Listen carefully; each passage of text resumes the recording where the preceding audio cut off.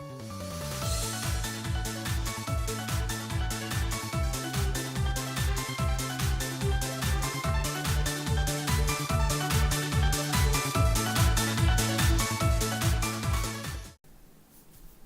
everyone, welcome to my channel. I want to put a quick disclaimer out first thing and just say I know that this video is a little bit of a downer because this video is going to be talking about crowd safety, which is something pretty important, and I feel that we as humans should know, but we don't know because we love to live in a magical world where things don't affect us personally until they do, and then it really sucks, but that's just because we didn't plan for it. The other thing I want to say is I am not a crowd safety professional. I don't work for anyone who's done any super large crowd management, but I did do some Google research, which of course makes me a professional at all of this. No, it doesn't. So I encourage you to look up your own, just do your own research. I'm going to link some of the links that I feel had some really good advice that I agreed with down below, so you can check those out if you want to. Alright, that said, preamble over, let's get into the video. So, we all know the world is a super scary place. Surprise.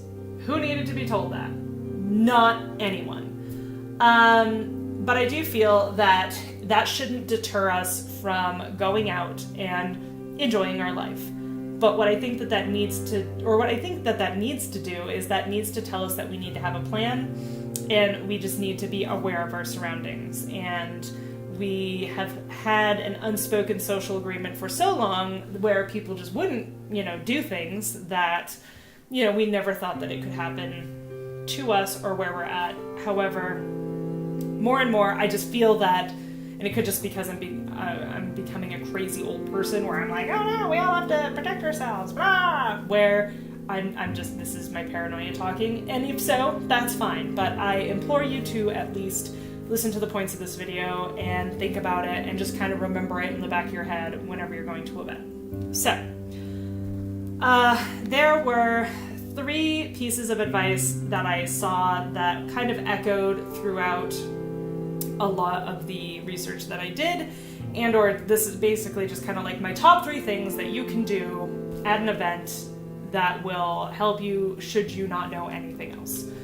And the number one biggest one is something you can do before you even go to the event, and that is creating a meetup spot outside of the venue should you need to get picked up or should someone pick you up. So I would recommend, choose somewhere around the venue where not a lot of people are going to be. So that means avoid the main entrance/exit. If it's at a city, maybe do a block or 2 away, so that way you're kind of circumventing some of the traffic. I know obviously if it's in a city, there's going to be traffic anyway, but at a place like a convention center, there's just going to be a lot of traffic because a lot of people are going to be there, and there's going to be a lot of in and out, people that had parked around there. It's just going to be busy. If you're at like a sporting event and there's, it's at a stadium, or if you're at something where it's a little it's not necessarily where you can get picked up outside of the venue, I would probably recommend trying to go to the sides and getting picked up on the wings of the venue. I would maybe go look at the venue. If you've been there before, you kind of know the traffic flow. If not, I would always look to kind of like I said, the wings of the venue, or see if there's some place that you can get picked up where it's not going to be right in front of the entrance/exit doors. So that said, I would also agree on a time that was after the event has ended, mainly because, you can also do before, but I usually just suggest after because there are certain people that I only get to see at some of these events, or I'm just hanging out with them and I'd like to spend a little bit more time with them, so being able to do that means being picked up a little bit later. But that way you can kind of avoid that major rush, right as the event closes, a bunch of people are rushing out, trying to get out, trying to leave. So if you kind of loiter, essentially, you're not going to get caught up in that, you're basically just not going to get caught up in the traffic jam that's going to exist for the next half an hour, 45 minutes, depending on how large the event is and, the roadways and all that other stuff. So that would be the first thing that I would recommend, and this is a sub point to that, is that if you're going to the event with people, I would agree on a meeting space at that event and meeting times. So if it's something where it's like, oh, well, like, let's hook up and meet for lunch at like 1. So, you know, we got here at 10, let's go out, just kind of do whatever we want for 2 hours. We'll meet up at 1, decide what to do for lunch, and then we'll meet up again at 3 afterwards or something like that. I don't know, just insert random times there. But essentially you're creating like when and where, which, you know, even if you get lost or if you get separated from the group, even though you plan on maybe spending the entire time with them, you at least know like, okay, well, I don't have to panic about finding them because I know that I can go out and go to this spot at this time and we'll be able to meet up. So that way no one's really lost. It's not a big deal. Or you can even say, if we get separated, let's plan on meeting here.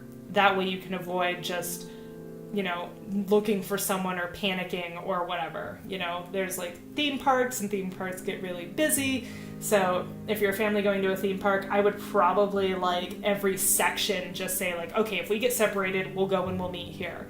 But I realize that that's like super obsessive, but I feel like that's something that could be super helpful just to keep everyone together because people get excited. There are big groups of crowds because everyone's just really excited to be where they're at. They're really happy. They're having a good time.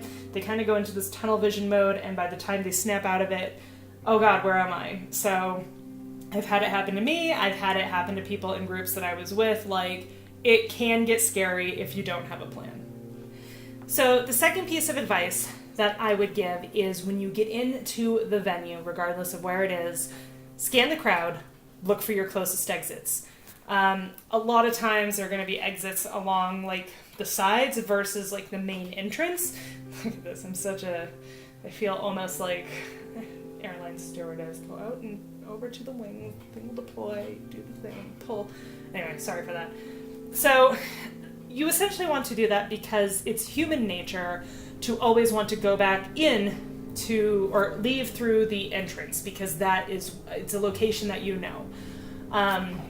So knowing about the side exits is definitely going to be beneficial to you.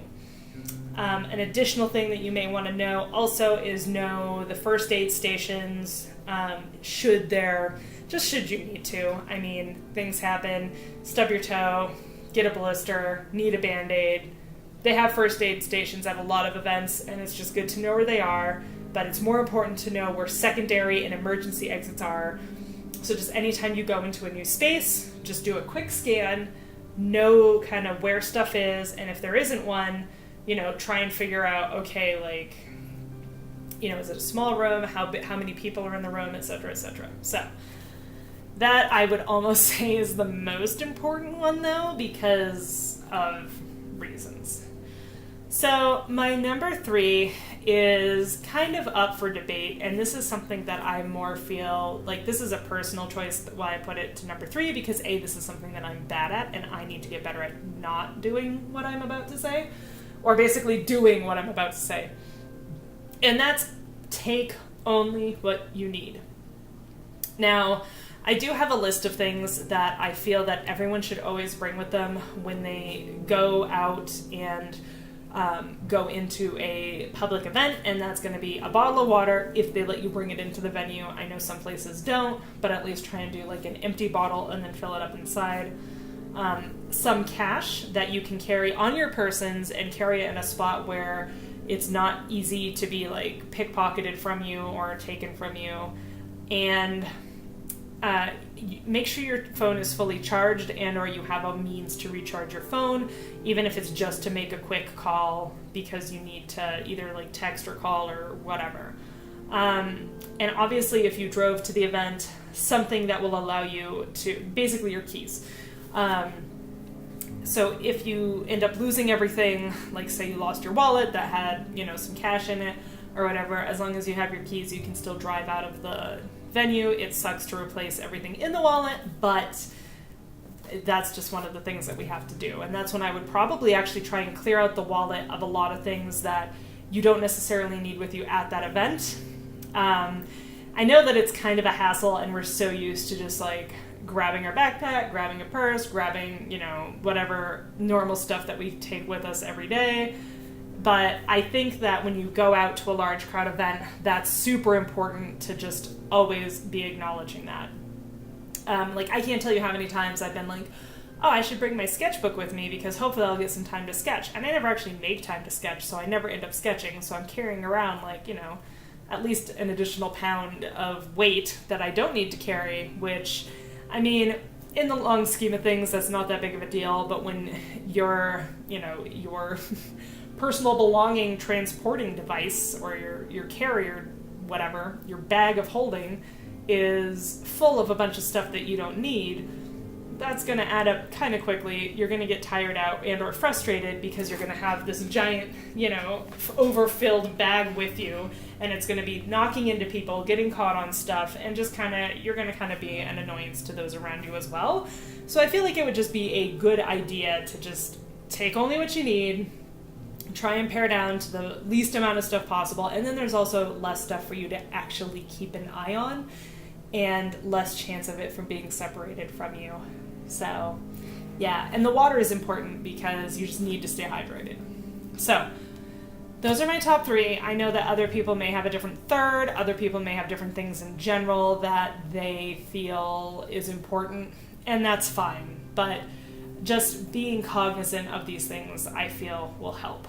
All right, so that said, I thank you for listening to this video. I hope some of this at least helps you with just going out into open spaces. Like I said, the main point behind this is that I just want people to be safe, I want people to be healthy, and I want people to just know what they're getting into and have a plan, because that can usually help you avoid just moments of confusion and, you know, concern.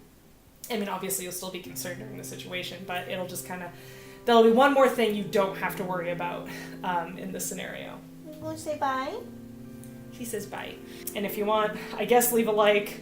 I don't know. I always feel really weird shilling my video at the end of my video, but I do want to thank you for taking the time to listen to this and being safe. And just one more reminder, a lot of the articles that I read are going to be linked down below. I do encourage you to do your own research so you can come up with a plan that works for you, your group, and I hope you enjoy the next large gathering that you are out at.